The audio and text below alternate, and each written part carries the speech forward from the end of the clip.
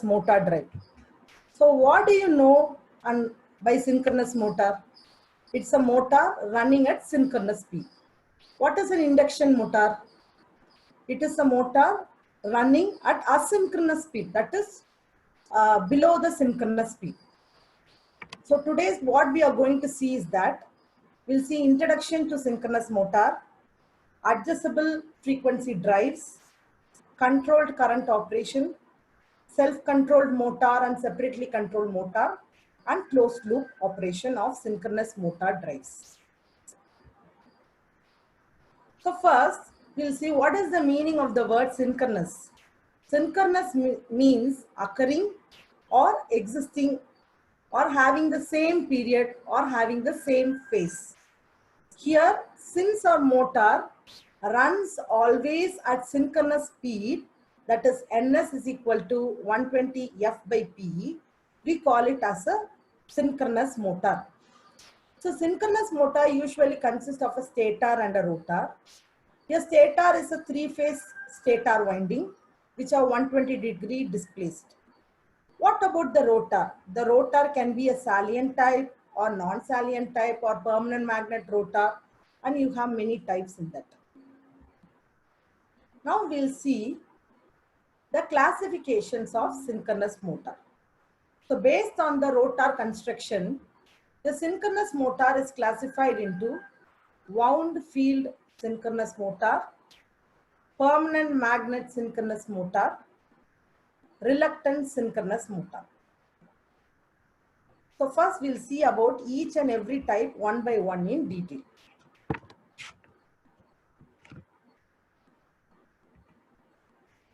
Wound rotor synchronous motor means, as you know, you see the diagram. Every synchronous motor or every AC machines, you can say, it has a stator and a rotor. If it is a DC machine means you'll have your armature, commutator and everything. Here you have stator and rotor. So you in stator you will have slots, and in the slots you will have the windings placed. As you see on the outer circle, you have the stator. In the inner periphery you have the rotor, and see you can have the projections. So in the projections you will have the rotor winding placed. It is wound, so it is called as wound rotor. And these rotor windings get DC current through the slip rings. Next we will see salient rotor synchronous motor. Salient rotor means, the other name of salient is it's that projected poles. So you will have, see, as you see in wound rotor synchronous motor, the stator is the same. See here. See the rotor. There for the previous wound rotor, your rotor was cylindrical. Here your rotor have the projection poles. The yellow squares, they shows that the field winding is wound over the rotor. That is only the projection shown. One side on blue and one side on yellow, right? So that shows that the field winding is wound over the rotor. That is, current under the north pole carry current in the downward direction. Current under the south pole, the windings will carry current in the upward direction. So here we have shown the diagram of only two poles, but probably you can have 2 to 128 poles. If you want to excite this pole, you have to give DC supply to this rotor. The DC supply is given through brushes or through slip rings. Next is permanent magnet synchronous motor. So permanent magnet synchronous motor means, by the name itself, you know, the rotor is permanently magnetized. All these classifications we see based on the rotor only. Your stator is a three-phase winding which is 120-degree displaced. Okay. So permanent magnet means your rotor is permanently magnetized. How the windings are placed? There are two ways. Either, see here, either the windings will be placed on the surface of the rotor, or the windings will be placed inside the surface of the rotor, or it will be placed within the body of the rotor or inside the surface. That is, on the outer periphery of the rotor or inside the rotor itself. So it is permanently magnetized. So do you need brushes or slip rings? No, because you need brushes or slip rings or something which is used to collect current. Since we are collecting a current in the previous two cases only to magnetize your rotor. But here your rotor itself is permanently magnetized. So you no need of brushes or slip rings. And so it is called as brushless synchronous motor. And it is usually available for low power rating. And your field, since your rotor is permanently magnetized, your field excitation cannot be varied. Whereas for the other cases, you can vary the field excitation. The fourth type is reluctance synchronous motor. In the reluctance synchronous motor, it is nothing but your rotor will be, your stator will be excited by a three-phase AC supply, and your rotor will run in exact synchronism with the stator. That means reluctant synchronous motor means it offers a minimum reluctance path. That means what is the formula for reluctance? S is equal to L by nu naught nu R A. That is the length of the air gap between a stator and a rotor will be minimum. So it will have a minimum reluctance path. Your rotor can be a salient pole also, or it can be a non-salient pole also. Salient pole means projected, non-salient pole means cylindrical. So this already you know, a cross-sectional view of a synchronous motor. You can see the shaft here, you can see the bearings here, your rotor windings, your stator windings, all your cooling tubes, everything. This cross-section already you would have known this cross-section of synchronous motor. Now come to the main part. Is a synchronous motor self-starting? Yes or no? No. A synchronous motor is not a self-starting motor. How it can be made a self-starting motor? By an external means, by some damper winding or anything. Or by some external motors like pony motors or anything. How it is being done? So what is done? To the stator, we are giving a three-phase AC supply. So what is happening now? A rotating magnet. Whenever you give a three-phase AC supply, as you see in induction motor or anything, a rotating magnetic field is produced at a speed of ns. You know that already. Now what you are going to do is that you are going to rotate your rotor by some external means, by some external motor. It can be an induction motor or it can be a DC motor. You will make it to rotate. When you are making it to rotate, when there is exact synchronism between your rotor and your stator, at that time you will give DC excitation. So when you give DC excitation, there will be a locking between the north pole of the stator and the south pole of the rotor. Because of this magnetic locking, your rotor will rotate. Keep in mind, this is only a push-up. Your external motor will not be used throughout the operation of a synchronous motor. It is just used to start your motor. Once the magnetism or magnetic locking is developed between your stator and your rotor, then your external motor comes away. So when you talk about starting, you should know the terms pull-in torque and pull-out torque. What is pull-in torque? The torque that will make your motor to pull into synchronization with a specific load or something. What is a pull-out torque?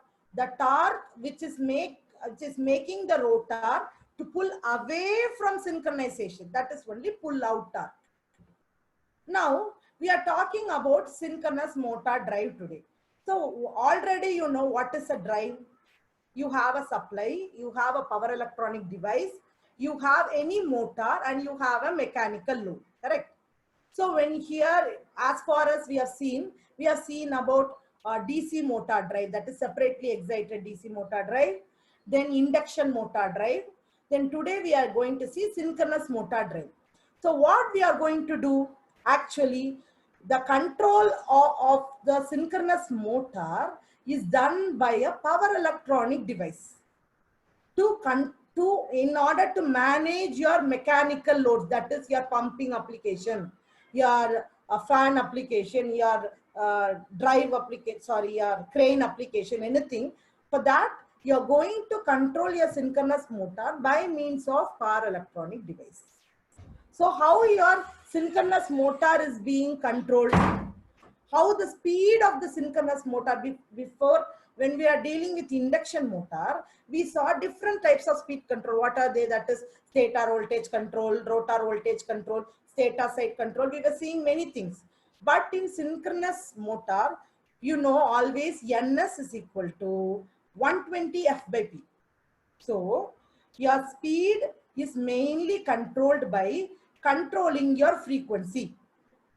Okay, so controlling the frequency. So by controlling the frequency, you can control your synchronous motor. So you know already we are going to adopt only V by F control for controlling the speed of synchronous motor. Are you clear? So now you'll have a question. What is the power electronic device I'm going to choose for synchronous motor? Because for a separately excited DC motor, we are going to choose either a controlled rectifier or a chopper or fully controlled or half controlled rectifiers or choppers. If it is an induction motor, you are choosing voltage source inverter or current source inverter. Because in induction motor also, we are following V by F control. Likewise, the only option for controlling the speed of the synchronous motor is controlling the frequency. So we are going to go by V by F control. So the power electronic device, what we are going to choose is voltage fed inverter, current fed inverter, that is voltage source inverter or current source inverter, and cycloconverters. So when you are seeing the type of speed control, there are two types as you see here. Scalar control, and I have written vector control. Vector control is not out of our syllabus. We are going to see about scalar control. Scalar control is nothing but, remember, open loop control and closed loop control. Open loop control, or it is called a separate control. Closed loop control, or it is called self control. Okay. So in open loop control means, we are going to, you will not have a closed loop operation. Manually, you are going to control the voltage and frequency. So closed loop control, automatically it is done. So we'll see now. Now what we are going to do here, and one thing I want to say, separate control or open loop control is applicable, you can follow when you are using a voltage source inverter. For a current source inverter, you can follow open loop also as well as closed loop also. That is separate control also as well as self control also. So current source inverter is advantageous in that way. And current source inverter has more efficiency. But there will be some harmonics issues in current source inverter that will not be in voltage source inverter. Like that, we have issues based on our application. You have to choose an inverter. Keep in mind, voltage source inverter only for open loop, current source inverter for open loop as well as for closed loop. Now we'll see the open loop control. So it is a simple method. Here all the machines are connected to the inverter, and you will have a command frequency. Based on the command frequency, you will do. So you will understand the operation with this. See the diagram. Follow my cursor, okay? And one thing I have to say, if you are using closed loop control, open loop control, that is separate control, you can see the cursor, you can have many synchronous motor controlled at the same time. So you can say in this way that a voltage source inverter can be used for multitasking, that is multi-motor control. Because for whereas a closed loop control is not a multitasking one. So you can say that current source inverter is not for multitasking and voltage source inverter is for multitasking, because since it is used in separate control of synchronous motor. Now see here, I am giving a command, follow the cursor, I am giving a command frequency F star.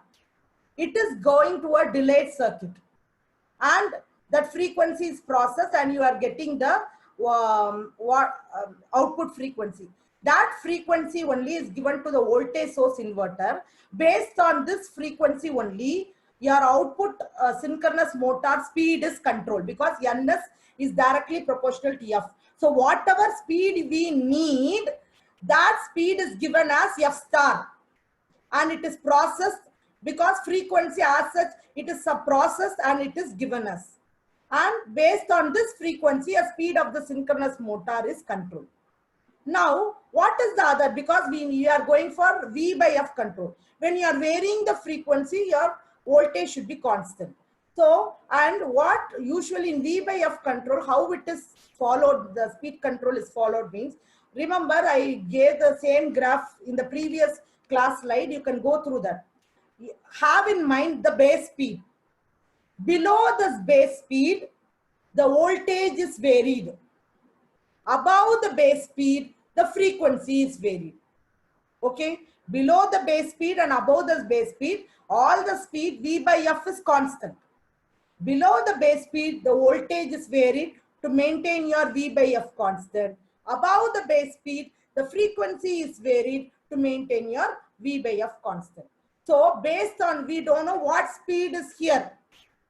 So based on this frequency, the flux control will generate a voltage. What it does means, the flux control will produce a constant flux at below the base speed, and it produces a variable voltage above the base speed. Okay. So now the voltage is given based on this voltage, because this voltage is in such a way that the flux control will generate a voltage in order to maintain our V by F ratio constant. It is given to the driver circuit. The driver circuit will generate the triggering pulses. The triggering pulses is given to the rectifier, and the rectifier, your variable DC is converted to constant DC using this DC link, and the harmonics are removed by the filters, and it is given to the voltage source inverter at the constant DC source as a constant DC supply. So whatever speed we need, based on that we are varying we are giving a command frequency, and based on that the voltage is varied, and everything is done manually. That is only is done. So here,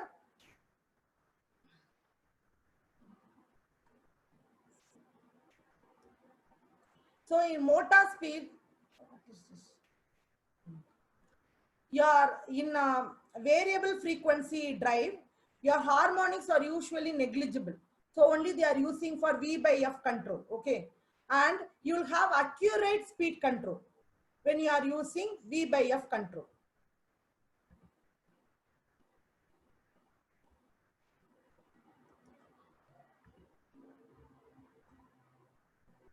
Sir, I can't move the cursor.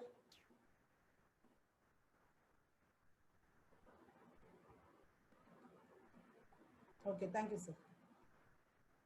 In how the V by F control is maintained is, see the torque equation. In the torque equation, all the other terms you leave it. Already you know this torque equation you would have studied. Just remember V by, that is V into V, that is E squared, or you have it as V itself, V by Xs into sine del. Yes, torque is directly proportional to the voltage and inversely proportional to Xs means reactance.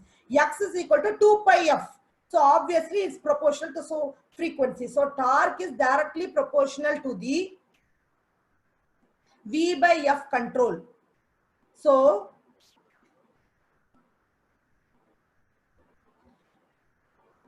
from this equation you can see, and based on your, this sine del is your load angle. Your torque is dependent on your load angle also. So your speed is mainly controlled by the V by F. Sir, I can't move the cursor.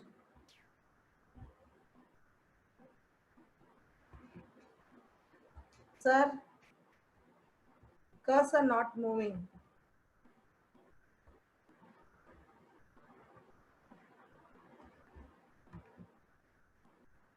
Sir, what is the problem?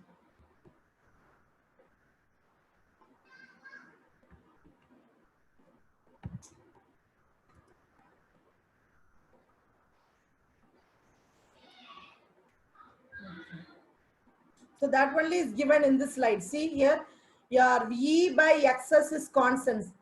See, if you want, you can see at the base speed, your rated voltage and frequency, that is at your base speed, your frequency and voltage will be at the same ratio. Below the base speed, your voltage is increased. Above your base speed, your frequency is increased. That concept alone you keep in mind. Next, this is your diagram of a synchronous motor drive. So obviously what will be, you will have a AC supply, you will have a rectifier for the voltage control, you will have a DC link for maintaining a constant DC source, and you will have an inverter for varying the frequency based on your input voltage. So you will have the speed control by V by F control. So now we'll first see separate control. What did I say? You are having two controls, I told. If you cannot remember the name separate control or self control, just remember the name open loop control and closed loop control. What is done in separate control? Here, see here you have a AC supply, you have a rectifier, you L and C. This is called the DC link. This DC link actually you will be having in many places. What is the purpose is that the inductance is used to remove the ripples, and the capacitance is used to provide a constant voltage across the inverter. Okay. So now see, it should be a manual control. So what we are going to do, you will have a variable frequency. You will have a speed from the crystal oscillator. That crystal oscillator based on the speed, you will be separating the voltage and the frequency. So the voltage is given to the, based on the speed, what we need, that voltage is given to the rectifier, and the required speed is given, required frequency is given to the inverter. Based on that, your output voltage of your rectifier is varied, and based on this output voltage, your frequency is varied, and your speed of the synchronous motor is varied. So here you are using an external source. From the external source, you are deriving the speed, or you are sensing, you are taking some external frequency or voltage, and you are controlling the speed. You are not sensing from the motor. That is the thing. This is the same. In the previous slide, it was a square wave inverter. Here, I am using a PWM inverter. This is also a separate mode of control. That is, by some external means, whatever speed I need, that speed I am taking, proportional to, I am changing into proportional voltage quantity and proportional frequency quantity, and I'm giving the voltage quantity to the diode and the frequency quantity to the inverter, and based on the voltage feedback signal in the triggering pulses of your diode, your output voltage is varied. That voltage is rectified, and the constant, because the inverter need a constant DC source, a constant DC is given. Based on the this frequency will change the time period of your inverter, and the speed of the synchronous motor is varied. Now, so far we have seen about separate control. Now we'll see self-control or closed loop control. So from the diagram itself, you have seen self-control means automatic control. It is not a manual control. You can do the control by ourselves, or it is done automatically. So see here, from the, you have a three-phase supply, you have a controller, the same DC link, you have an inverter, you have the synchronous motor. The speed of the synchronous motor is sensed using an encoder. That encoder, that signals will be separated into two. That signal will be converted into frequency and given to the inverter, and that signal will be given as a base speed. That speed will be given to, you'll have a error detected in this place where I move the cursor. You'll have the speed reference and the feedback speed. Both are compared, and the error signal only is given to the rectifier. Based on that error signal, your thyristors will be controlled, and you'll get the output voltage. That output voltage will not be a constant DC. We need a constant DC. So obviously your filter will remove the ripples, and the capacitance will give a constant DC source, and it is given to the inverter, and your speed is varied. So that is only is given in your slide. That is, your speed is sensed. All this I have explained for you. Now when you are going for the choice of inverters, you are giving so many inverters. What is the choice of inverters? The inverters can be a current source inverter or a voltage source inverter. Already you know when you are going to use current source inverter and when you are going to use voltage source inverter. I told already, voltage source inverter can be used only for open loop control and it can be used for multi-motoring control. And voltage source inverters provides instability and there is hunting problems also. And it has high peaks and it will have harmonic content. So if you want to go for current source converter means, current source inverter means, sorry, you can apply for both the loops of control and your harmonics will be reduced, and but you cannot use for multi-motor control. Okay. So now see here, this is a self-control. In the previous slide and all, we saw about the separate control. It is a self-control. In self-control, what is done? The top diagram will be the same. Only the bottom diagram will be the will be having a loop. That is a feedback loop. That is the difference. See here, AC supply, your diode, your filters is there, your inverter and the synchronous motor. Here the actual speed is sensed. You will have a error detector and your this base, the error detector will based on your error, it will vary the frequency of the inverter and your speed will be varied. So now for the current source inverter, you have, I told you can use voltage source inverter or current source inverter. Current source inverter, usually the previous slide, I have written synchronous motor drive with PWM inverter. PWM inverter is nothing but it comes under voltage source inverter only. So it is a type of voltage source inverter. What is PWM inverter? You will vary the width of the pulse. That is your reference frequency, and you will have the carrier frequency, and you will vary the width of the pulse and you will vary your frequency.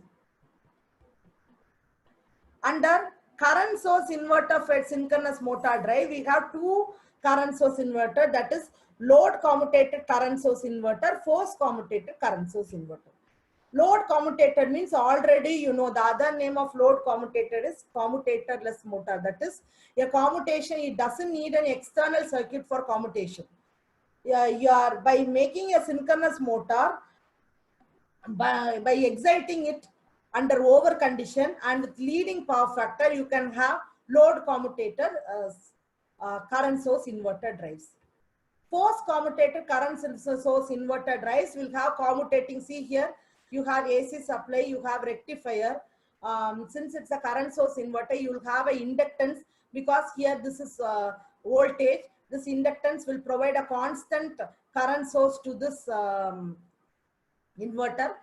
And you have diodes also, you have thyristors also, you have capacitance also. Already you know the what is the capacitance act as a commutating elements, and the diodes are all freewheeling diodes. Okay.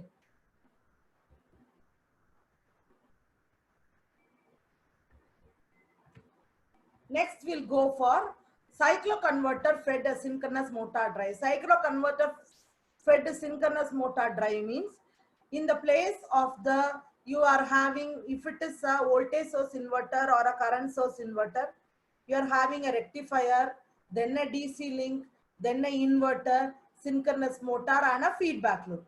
If it is a cycloconverter, you can avoid this everything and you can place only cycloconverter, because cycloconverter operates in multi-mode operation, bidirectional current flow. Okay, so you'll have a cycloconverter synchronous motor. The speed of the synchronous motor is sensed and it is given to the firing angle control. Based here, you will have the rotor reference speed, both are compared. Your firing angle control is done. Based on that, your SCRs here are controlled and you will have the control speed. Next, we'll see, we have seen cycloconverter fed drives. Now, in closed loop operation itself, there are two types of closed loop control. One it is the power factor control, another is marginal angle control. So power factor control means what is power factor? Power is equal to, if it is a single phase, power is equal to VI cos phi. If it is a three phase, what you will do? Power is equal to root 3 V into I into cos phi. So if you want to vary the power factor, what you have to do? You have to vary the voltage and you have to vary the current. So only that only is given here. The shaft positioning is used in conjunction with the voltage and the sensing is given to the power factor. The phase angle relationship, see here, the motor voltage and the current is automatically varied. So your power factor is maintained constant. The resultant air gap flux is regulated by the closed loop control and the error signal is generated and you'll have the constant field control. Don't worry, we'll see the diagram. See the diagram of a closed loop power factor control. What do you have? You have the AC supply, you have the rectifier, you have the synchronous motor, an inverter and the DC supply. Now, what is done is, the current, usually always when you have a projection like this, it is the current sensing. Keep that in mind. Okay. It is not, it's a current sensing. So you will have the voltage to be sensed and you are sensing the current. Based on that, power factor is cos power is equal to root 3 VI cos phi. If it is a single phase means VI cos phi. Cos phi is equal to, based on that, the power factor is calculated. This power factor is calculated and it is given to an error detector. Whatever power factor we need is given here. Then the error is calculated and it is given to the controller. Then from the controller, whatever based on this control signal, however voltage has to be given in order to vary the voltage of your rectifier, that will be generated and the required power factor will be maintained. This is only your power factor control. Next is your constant marginal angle control. What is marginal angle control? You would have studied in slip bar recovery scheme, or you would have studied in your lab. That is when you have done in synchronous motor, gamma, that is marginal angle psi is equal to gamma minus u. Do you know that formula? Gamma marginal angle psi is equal to gamma minus u. Or if you go and refer, you will understand. So you should have a marginal, this is a type of triggering your SCR. Constant marginal angle control means, the thing is that because you will have, when you are using a SC, any converter, inverter for operation, there is a possibility of overlapping also, and there is a possibility of commutation problems. That is the thyristors in the same leg, if they are conducting also, you will get. So a constant marginal angle has to be maintained. That marginal angle is psi, that is gamma, that is your commutation angle, minus your u. U is your overlapping period. So your difference has to be maintained in such a way that your marginal angle should be constant and should be a particular value only. So to maintain the constant marginal angle only, this closed loop operation. So what it is done, see here you have the AC supply, you have the rectifier. Don't think that it is a big thing. So we can find it in a very easy way. You have the AC supply, you have the rectifier, you have the because you are using a current source inverter, so you are using, instead of using a DC link, you are using a inductor which regulates the voltage to be a constant current source. Then you have a load commutator inverter. In next you have your synchronous motor. In a synchronous motor, your rotor position is sensed, your rotor position is sensed here, your rotor speed also is sensed. Okay, you have two loops, your outer loop and your inner loop. Your outer loop is your speed loop and your inner loop is your current loop. So here, see here, first we'll come to the outer loop. Your rotor speed is sensed and it is taken as omega m. It is compared with the command speed, that is omega star. the difference is taken and it is given to the speed controller and the current limiter. The generating, based on your speed, it generates a current. That current is ID star. Then that current is compared with the reference link, DC link current. So if there is any difference, means based on that our rectifier output voltage should vary. Okay. So the ID star and ID are compared in the error detector, and the error signal is given to the firing circuits and the current controller. So based on this, your firing angle of your rectifier is controlled, and your speed, your voltage will be based on this. A voltage will be generated by the rectifier. That voltage will be converted to current by this inductor, and the current is given to the inverter, and your speed is maintained. Okay, now how the marginal angle is done, we'll see. Now see here, this ID star is taken. You have to calculate, I told psi is equal to gamma. See here, this is only gamma. This is U. This is for the commutation. This is for the overlap, when two thyristors are overlapping. So this ID star is given. Forget about this constant and all. From this ID star, IS is calculated. Okay. Next, from this ID star, your overlapping ratio is calculated. Now, this overlapping ratio is given to the, that is psi. Here psi they have taken as del. Okay. Now see here, 0.5, I told del, here del you take, del is equal to gamma minus U.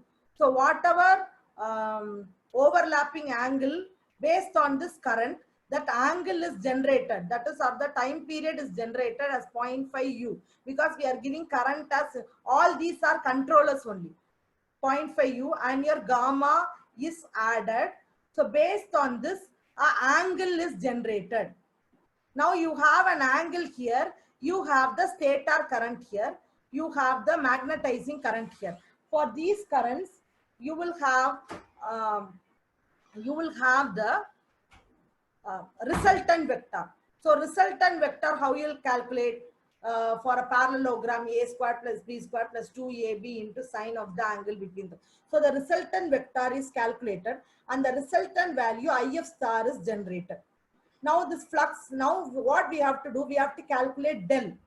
Del is nothing but sine inverse of Im minus I by IF into cos. So here phi is given, IF star is given. Next, whatever current is given, it is given to the field control. Based on this, your Im is generated. Then all these angles are given, and your del is, that is constant marginal angle, that del is calculated. So this is your overlapping. Based on the overlapping, if you want to avoid the overlap, you have to give a phase delay. So a phase, this is your marginal angle, this is your overlapping. So to avoid the overlap, a phase delay is given. That phase delay is given to the firing circuit. So based on that, in your load commutator inverter, your inverters will be fired with that firing circuit. That based on this, that is your constant marginal angle, and based on this frequency, you will get your output. So you'll have V by F control like this. So you keep in mind, constant marginal angle control is nothing but, in order to avoid your overlap and in order to avoid the commutation, to avoid the thyristors in the same leg to be conducting, you have an angle to monitor that, that is marginal angle. That marginal angle is denoted by psi, or in here it is denoted by del. Del is equal to, it is the difference between your gamma minus U. So what we are going to do, if you are making the difference small, if the difference is maintained constant, then there won't be any overlapping or anything. So we are calculating what, in order to avoid that overlap.